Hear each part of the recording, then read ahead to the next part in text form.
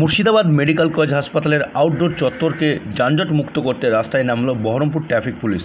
এদিন সকাল 10টা নাগাদ বহরমপুর ট্রাফিক পুলিশের উদ্যোগে তারা বহরমপুরের মুর্শিদাবাদ মেডিকেল কলেজ হাসপাতালের যে আউটডোর, সেই আউটডোর চত্বরে তারা আসেন এবং সেখানে পার্কিং করা যে কোনো চারচাকা গাড়ি, টোটো, অটো সমস্ত গাড়িকে সেখান থেকে সরিয়ে দেওয়ার ব্যবস্থা করেন। কারণ মুর্শিদাবাদ মেডিকেল কলেজ হাসপাতালে জেলাসহ জেলার বাইরে থেকেও বিভিন্ন রোগীরা তারা চিকিৎসা করাতে আসেন এবং সেই সমস্ত রোগীদের কথা মাথায় রেখে তারা চিকিৎসা করাতে এসে তাদের কোনোরকম কোনো অসুবিধা না হয়, সেই জায়গা থেকেই এই রকম ভাবনা বলে ট্রাফিক পুলিশের তরফ থেকে জানা গিয়েছে। আর সেই ছবি ধরা পড়ল আজ আমাদের পাবলিক অ্যাপের ক্যামেরায়।